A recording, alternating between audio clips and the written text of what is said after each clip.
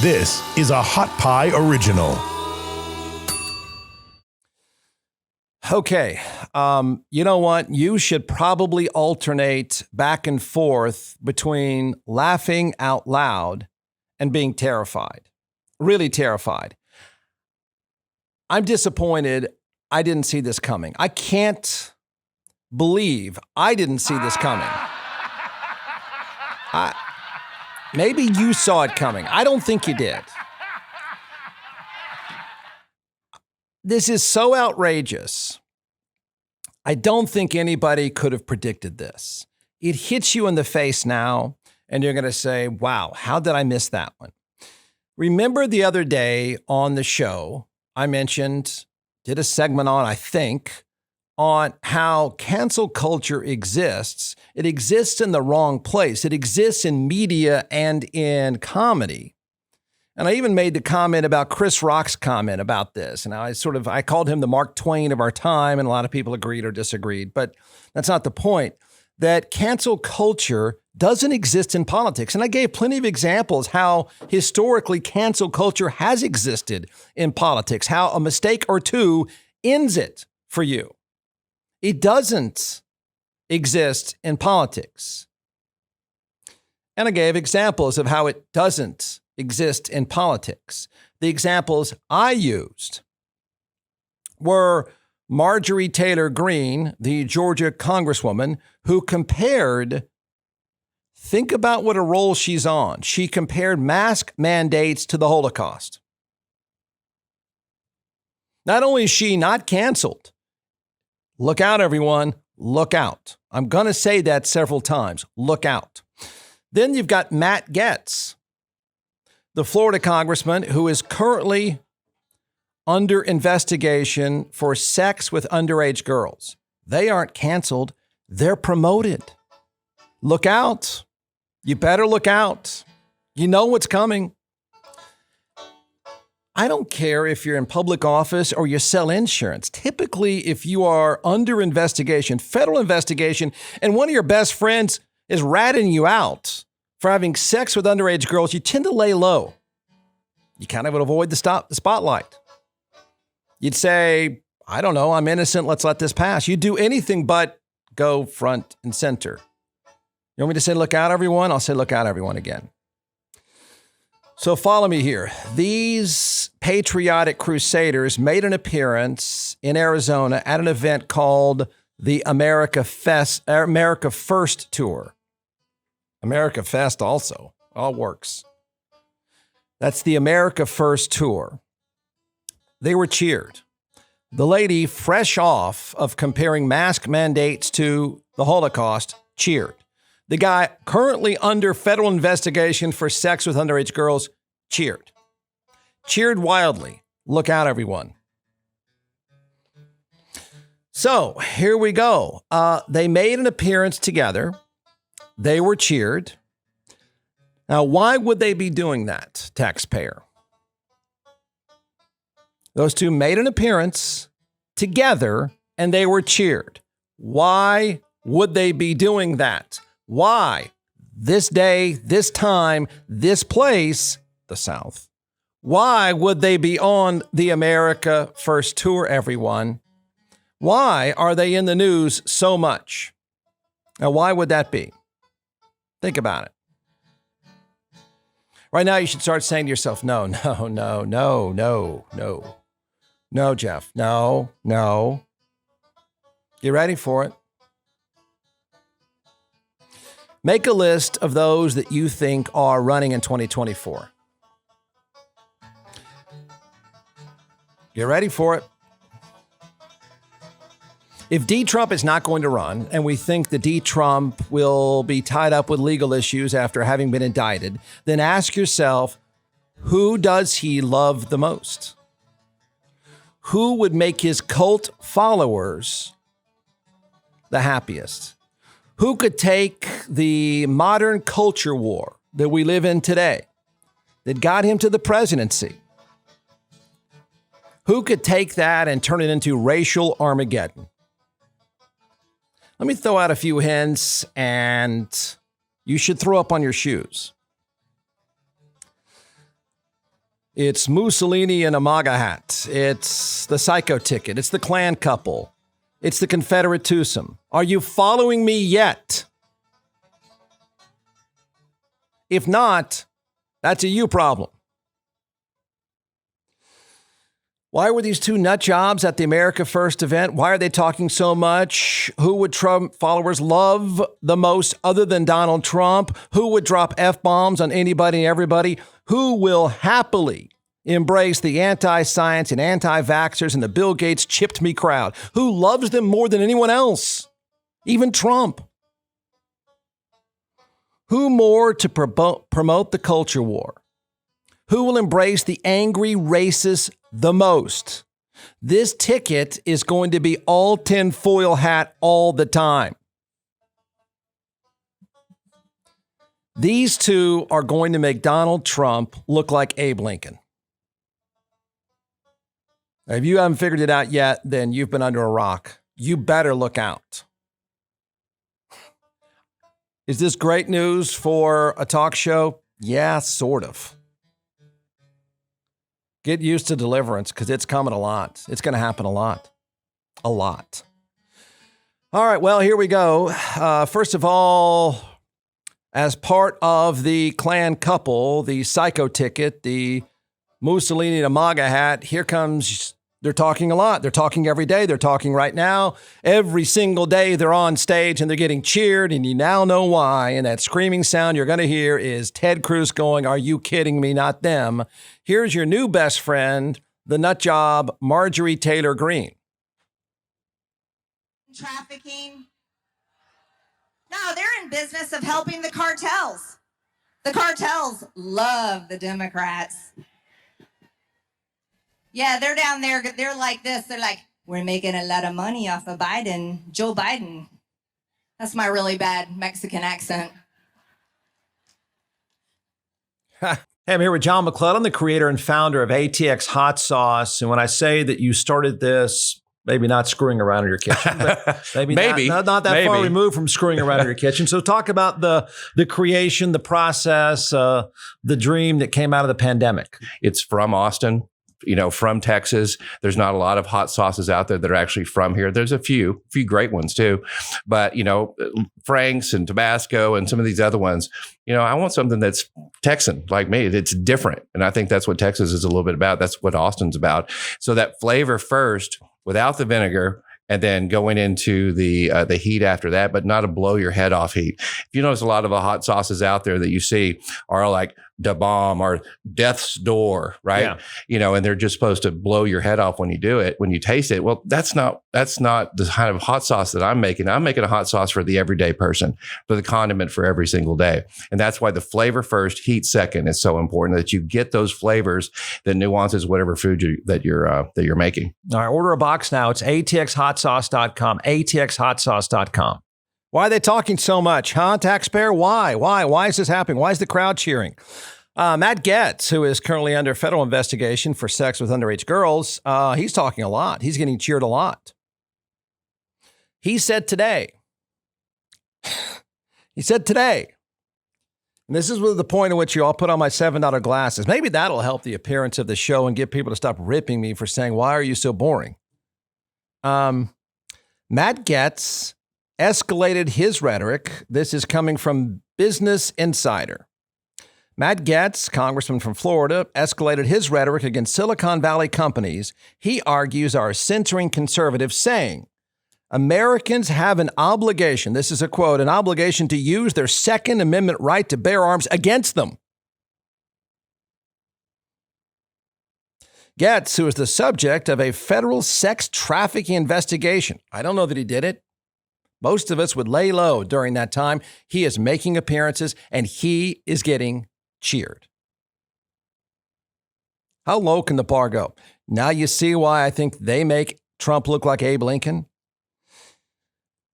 Made his remarks at an America First tour event in Georgia, where he appeared alongside Representative Marjorie Taylor Greene. Now you know why I call it the Klan ticket. You following me yet? Do you not understand where this is going? He says, quote, the internet's hall monitors out in Silicon Valley, they think, Getz says, they can suppress us, discourage us. Maybe if you're just a little less patriotic, maybe you just conform to their way of thinking a little more, then you'll be allowed to participate in the digital world, he says to a screaming audience. Well, he says, you know what? Silicon Valley can't cancel this movement or this rally or this congressman. We have a Second Amendment in this country, and I think we have an obligation to use it. Says your presidential candidate and his best friend, his sidekick, Marjorie Taylor Greene. Goodbye, Ted. Goodbye, Greg Abbott. You're out. Welcome, nut jobs. You want to know why they're making so much noise? You want to know why they're being cheered? You want to know why they're sucking up to Trump? You want to know what they're getting ready for? There it is, the headline, Matt Gaetz eyes presidential run in 2024. And who the hell do you think is going to run with him? Yeah. You thought MAGA hat was crazy? You ready for this? You ready for this? Okay, he says, again, notice how I'm going to say he says a lot because this is their week. This is their coming out party. This is it. I mean, these are the two debutantes of the nut jobs. He's got a sash and the nut jobs are cheering. They're cheering the guy under federal investigation for sex with underage girls. Just letting it sink in. He says, I support Donald Trump for president. I've directly encouraged him to run, and he gives me every indication he will. If Trump doesn't run, I'm sure I could defeat whatever remains of Joe Biden by 2024. Gaetz has embarked on an America First speaking tour alongside Representative Marjorie Taylor Greene of Georgia. You think this is all an accident? No. Okay, well...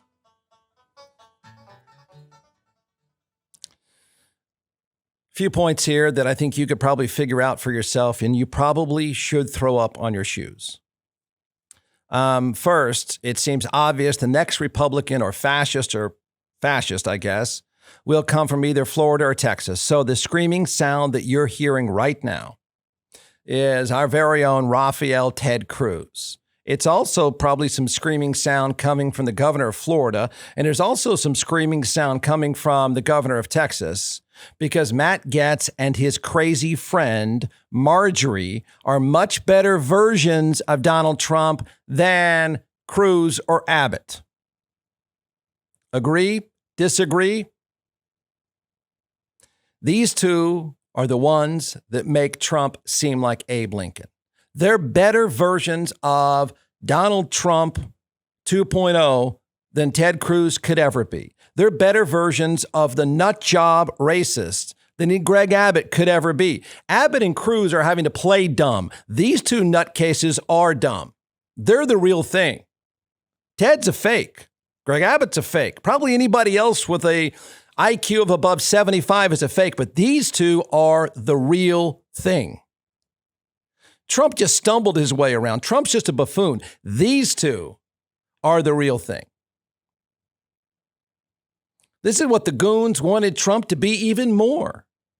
The goons have the real thing now. Number two, Gaetz and his Mussolini teammate have been kissing Trump's ass. They're going to continue to kiss his ass, and they're going to do it very well. And that's why they're out right now talking to the guys and wife beaters, getting them worked up, because they know they get that crowd worked up enough. They get the knucklehead goons excited enough that when Donald Trump gives his blessing, Trump's the Pied Piper of angry rural America. So when Trump finally gives his blessing, they're going to get it and not Ted.